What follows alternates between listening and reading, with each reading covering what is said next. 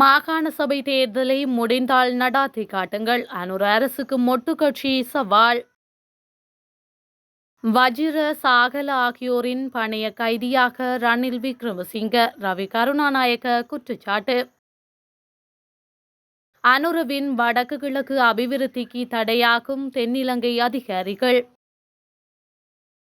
கடவுச்சீட்டு விநியோகத்தில் பாரிய மோசடி, விசாரணைக்குள் ஆரம்பம். தேசிய பிரச்சினையின் அச்சு நிலையால் அனுர அரசு பறிபோக உள்ள தமிழர் தாயகம். இனப்படுகொலை இல்லை என கூற முனையும் அனுர அரசு, குகதாசன் காட்டம். விடுதலை புலிகளின் தலைவர் தொடர்பில் அனுரவின் நிலைப்பாடு, சரத் பொன்சேகா சீற்றம். நாட்டில் அனைவரும் அமைதிக்காகவே யுத்தத்தில் ஈடுபட்டதாக தேசிய போர் வீரர் தினத்தன்று ஜனாதிபதி அனுரகுமார தெரிவித்த கருத்துடன் என்னால் உடன்பட முடியாது என்றும், விடுதலை புலிகள் அமைப்பின் தலைவர் பிரபாகரன் அமைதிக்காகவா போராடினார் எனவும் முன்னாள் ராணுவ தளபதி ஃபீல்டு மார்ஷல் சரத் பொன்சேகா கேள்வி எழுப்பியுள்ளார். தொலைக்காட்சி ஒன்றுக்கு வழங்கிய நேர்காணலில் அவர் இதனை தெரிவித்துள்ளார். ராணுவ படையினரின் எண்ணிக்கையை குறைப்பதன் மூலம் கிடைக்கும் 80 பில்லியன் ரூபாவினை கொண்டு நாட்டை கட்டியெழுப்ப முடியாது என அவர் தெரிவித்துள்ளார். தேசிய பாதுகாப்பு விவகாரத்தில் சர்வதேச நாணய நிதியத்தினால் தலையீடு செய்ய முடியாது எனவும் அவர் குறிப்பிட்டுள்ளார். தான் எதிர்பார்க்கும் தேசிய பாதுகாப்பு நாட்டில் கிடையாது எனவும், பொதுமக்கள் பாதுகாப்பிலும் இடைவெளி காணப்படுவதாகவும் தெரிவித்துள்ளார். புலம்பெயர் நாடுகளில் வாழ்ந்து வரும் ஒரு தொகுதி தமிழர்கள் இலங்கையில் இன அழிப்பு நடத்தப்பட்டதாக கூறி அந்தந்த நாடு தங்களின் இருப்பினையும் விசாக்களையும் நீடித்துக் கொள்ள முயற்சிப்பதாக தெரிவித்துள்ளார். தேசிய போர் வீரர் தினமன்று ஜனாதிபதி அனுரகுமார திசாநாயக்க சமாதானத்திற்காக இடம்பெற்ற போர் என கூறியதனை ஏற்க முடியாது என சரத் பொன்சேகா தெரிவித்துள்ளார். சமாதானத்திற்காக தலதா மாளிகை மற்றும் ஸ்ரீ மகாபோதி மீது தாக்குதல் நடத்தப்பட்டிருக்காது எனவும் அவர் மேலும் தெரிவித்துள்ளார். நாட்டின் தேசிய பாதுகாப்பு விவகாரம் பொருத்தமான அறிவாற்றலுடைய ஒருவரிடம் ஒப்படைக்கப்பட வேண்டும் எனவும் தெரிவித்துள்ளார். ராணுவ முகாம்கள் அகற்றப்படுவதனை ஏற்றுக்கொள்ள முடியாது எனவும் அவர் குறிப்பிட்டுள்ளமை குறிப்பிடத்தக்கது. முன்னாள் அமைச்சர்களான வஜிர அபேவர்த்தன மற்றும் சாகல ரத்நாயக் ஆகியோரின் பணைய கைதியாக ரணில் விக்ரமசிங்க சிக்கிக் கொண்டுள்ளதாக ரவி கருணாநாயக்க குற்றம் சாட்டியுள்ளார். கொழும்பு மாநகர சபையில் ஐக்கிய தேசிய கட்சி ஆட்சி அமைப்பது தொடர்பான முயற்சிகள் குறித்து கருத்து வெளியிடும் போதே புதிய ஜனநாயக முன்னணியின் நாடாளுமன்ற உறுப்பினர் ரவி கருணாநாயக்க மேற்கண்டவாறு குறிப்பிட்டுள்ளார். தொடர்ந்தும் கருத்து வெளியிட்ட அவர், ஐக்கிய தேசிய கட்சியை ஒற்றுமைப்படுத்த அனைவரையும் ஒன்றிணைக்கும் நடவடிக்கையை ரணில் விக்ரமசிங்க மேற்கொள்ள வேண்டும். என்றாலும் கட்சியில் இருக்கும் ஓரிரு நபர்களால் ரணில் விக்ரமசிங்க கட்சிக்குள் பணைய கைதியாக இருக்கின்றார்.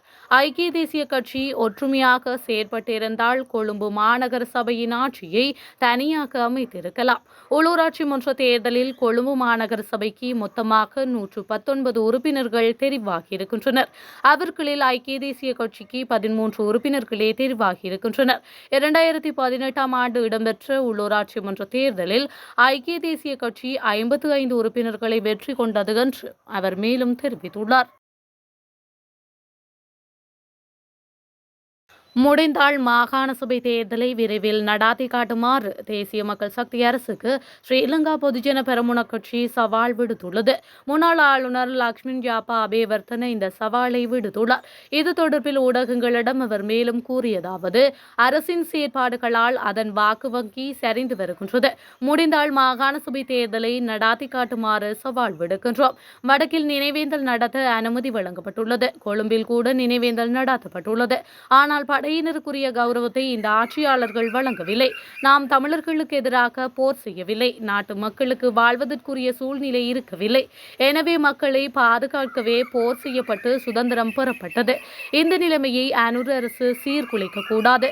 பொய்களை சமூகமயப்படுத்தினால் ஏற்படும் பிரதிபலன்களை இந்த அரசு விரைவில் உணரும் என அவர் கூறியுள்ளார். மிக பெரும் இனப்படுகொலை இலங்கையில் இடம்பெற்றது. அதற்கு போதிய அளவு ஆதாரமும் இருக்கின்றது.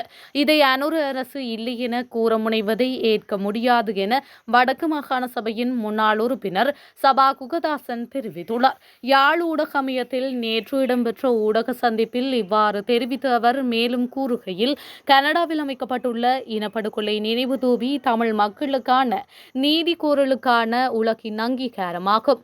இலங்கையின் வெளிவிவகார அமைச்சர் விஜித ஹேரத் கூறும் கருத்து எதேச்சதிகாரம் மிக்கது. அத்துடன் முள்ளிவாய்க்கால் அழிவுகள் இராணுவத்தின் மீது வீண்பலி சுமத்தும் செயல். முள்ளிவாய்க்காலில் இன அழிப்பு இடம்பெற்றதற்கான ஆதாரங்கள் எதுவும் இல்லை என்று கூறியதை ஏற்க முடியாது. அனுர அரசும் ஏனைய அரசு போன்றே தமிழ் மக்களின் கொலைகளுக்கு தீர்வை வழங்குவதிலிருந்து விலகிச் செல்கின்றது என அவர் மேலும் தெரிவித்துள்ளார்.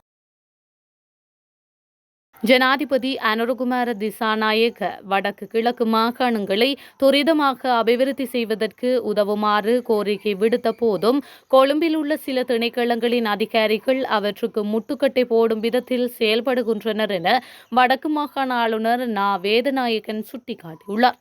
உலக வங்கியின் இலங்கை நாட்டுக்கான செயல்பாட்டு முகாமையாளர் அபிட்கலி செயற்றுத்த தலைவர் காயத்ரி சிங் உள்ளிட்ட உலக வங்கி குழுவினர் வடக்கு மாகாண ஆளுநரை ஆளுநர் செயலக நேற்று முன்தினம் சந்தித்து கலந்துரையாடினர். இதில் ஆளுநர் உரையாற்றும் போது, கடந்த 3 தசாப்தங்களாக வடக்கு கிழக்கு மாகாணங்கள் போரால் பாதிக்கப்பட்டிருந்தன.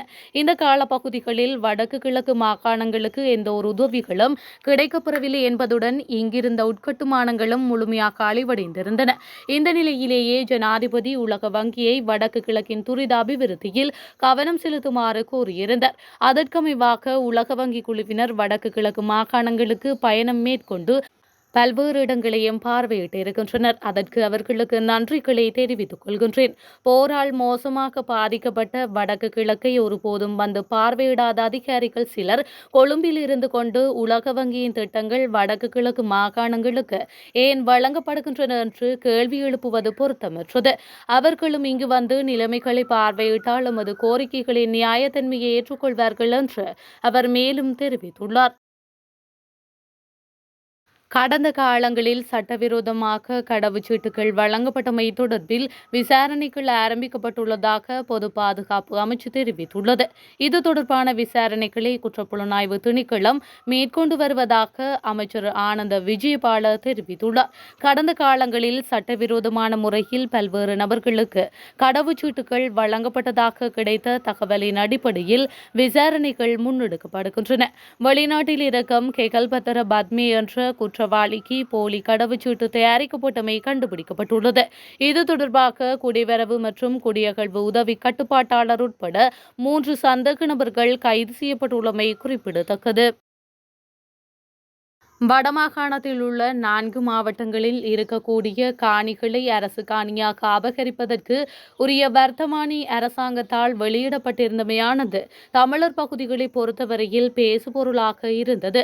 இந்த நிலையில் தமிழ் அரசியல்வாதிகளின் நடவடிக்கையால் குறித்த வர்த்தமானி அறிவித்தலை அரசாங்கம் மீளப் பெற்றுள்ளது. எனினும் அதன் எதிர்கால நடவடிக்கை தொடர்பில் தமிழ் அரசியல் பரப்பில் பல கேள்விகளும் சந்தேகங்களும் எழுந்துள்ளன. இந்த நிலையில் யாழ்ப்பாண பல்கலைக்கழக ஆசிரியர் சங்கத்தின் ஏற்பாட்டிலான சமகால கருத்து பகிர்வில் வடக்கு கிழக்கில் அரசு காணிமயமாக்கம் அதன் அரசியல் சட்ட நோக்கு நிலைகளும் எனும் தலைப்பில் காணி நிர்ணய சட்டத்தின் கீழ் 28/3/2025 வெளியிடப்பட்ட வர்த்தமானி தொடர்பான கருத்து பகிர்வு நடைபெற்றது. முதன்மை பேச்சாளராக சிரேஷ்ட சட்டத்தரணி குமார வடிவேல் குருபரன் இது தொடர்பான கருத்துக்களை முன்வைத்திருந்தார்.